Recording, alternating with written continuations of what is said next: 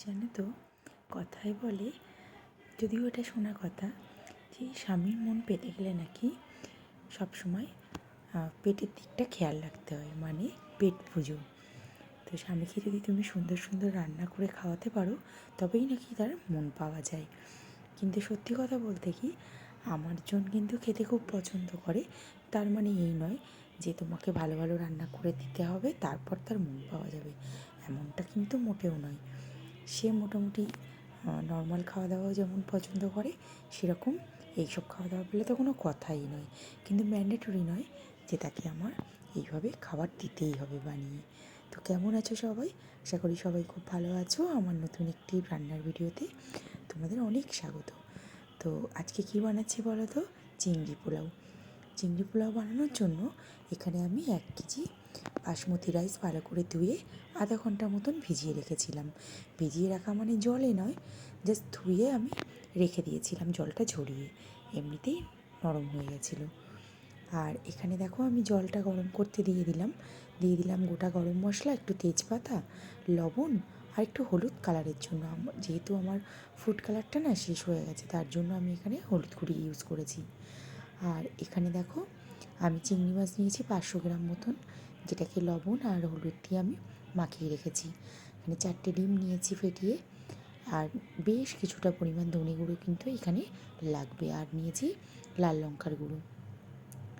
তো চলো শুরু করি রান্নাটা।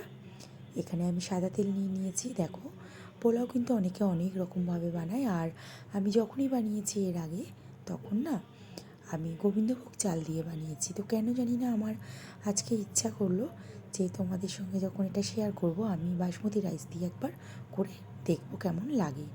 তো সত্যি কথা বলতে কি, খারাপ লাগেনি, কিন্তু গোবিন্দভোগ চাল দিয়ে যেন একটু বেশিই ভালো লাগে। বাসমতি রাইস দিয়েও ভালো লাগে, কিন্তু গোবিন্দভোগ চালের সেন্টটাই তো আলাদা, তার জন্য না ওটা দিয়ে বেশি ভালো লাগে। তো দেখো, এখানে আমি চিংড়ি মাছগুলোকে ভালো করে ভেজে নেব লাল লাল করে। রান্নাটা আমি যেদিন চিকেন রেজালা করেছিলাম, তো সাইড ডিশ হিসাবে আমি এটাই রেখেছিলাম, চিকেন রেজালা সাথে এটা।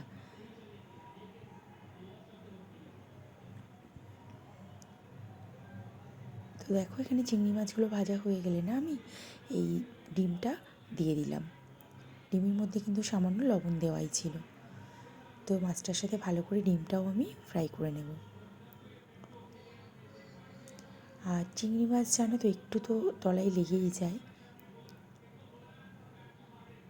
আমরা তো একদম জ্যান্ত চিংড়ি মাছটা পাই না, তো তার জন্য এই প্রবলেমটা হয়। আর আমার একটু ফ্রিজেও রাখা ছিল, তার জন্য একটু বেশি নরম হয়ে গেছিলো।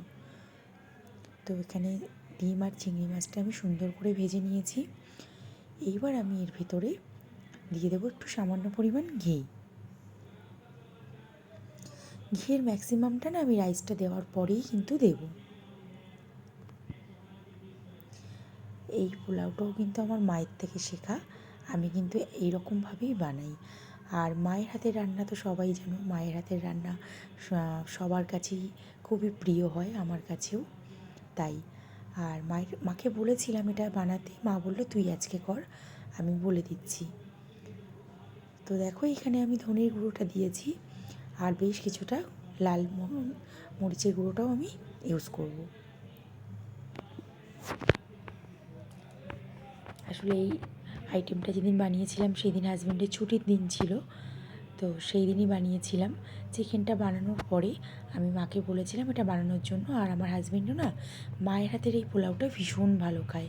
আমি যতই মায়ের মতন করে করি না কেন, মায়ের মতন কিন্তু একদমই পুরোপুরি আমি করতে পারি না, এটা আমি স্বীকার করি। দেখো, আমার একটু তেলটা কম হয়েছিল, তার জন্য আমি একটু তেল দিয়ে দিলাম। মায়ের মতন কিন্তু তুমি কখনোই কোনো কিছু পারফেক্ট করতে পারবে না, তাহলে কি করে তফাৎ থাকবে বলো? মায়ের রান্না তো মায়ের রান্নাই হয়। তবুও আমি চেষ্টা করি মায়ের মতন করার। কিন্তু হাজব্যান্ড খেতে বসার সময় কিন্তু একটাই কথা বলেছে, তোমারটা ভালো হয়েছে, কিন্তু মা করলে না আরও একটু ভালো হতো। যাই হোক, এখানে মন খারাপ হয়নি, কেননা মায়ের রান্না বলে কথা, সেটা তো সবসময় স্পেশালই হবে। তো দেখো, এখানে কিন্তু আমি একটু চিনিও অ্যাড করলাম। তো এখানে মোটামুটি আমার কিন্তু ভাজাটা হয়ে গেছে। মা না এরকম বেশ কিছু রান্না পারে যেগুলো খুব ভালো লাগে খেতে আমার। তো দেখো এখান থেকে আমি কিছুটা পরিমাণ তুলে রেখে দেব, কেননা সব একসাথে তো পুরো চালটা হবে না, এখানে দুবারে আমি এটাকে করব। তো এখানে দেখো আমি দিয়ে দিলাম একটু ঘি, ঘিটা দিয়েও কিন্তু একটু নাড়াচাড়া করে নেব।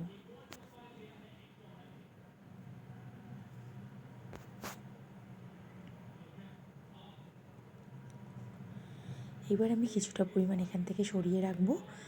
এবার দেখো রাইসের কিছুটা অংশ আমি, আর রাইসটা কিন্তু 80%, যেমন বিরিয়ানি করার সময় আমরা করি ঠিক সেই রকমই 80%ই কিন্তু করতে হবে, পুরো কুক কিন্তু করা যাবে না। আর এখানে হালকা হাতে আমাকে রাইসটাকে নেড়ে চেড়ে নিতে হবে, না হলে কিন্তু রাইসটা ভেঙে যাবে। এবার আমি পরিমাণ মতো নুন মিষ্টি এগুলো দিয়ে একটু দেখে নেব।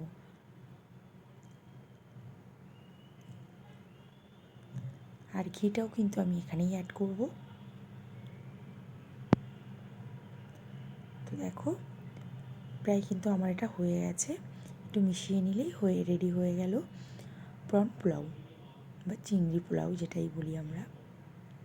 বাঙালি তো, তাই চিংড়ি পোলাওটাও যেন বেশি শুনতে ভালো লাগে। তো দেখো এইভাবে আমি হালকা হাতে এটাকে নেড়ে চেড়ে নিয়েছি।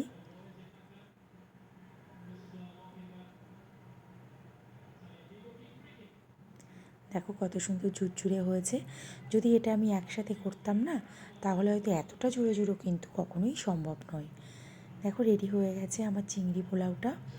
আর চিকেন রেজালার সঙ্গে, চিকেন রেজালার রেসিপিটা তো তোমাদেরকে আমি আগেই শেয়ার করে দিয়েছি। তো এরকম গরম গরম দুপুরের খাওয়াটা কিন্তু আমাদের দারুণ জমে গেছিলো, আর রাতে ওটা হয়ে গেছিলো। চলো দেখা হবে নতুন কোনো ভিডিওয়, আর গল্প হবে অনেক। টাটা।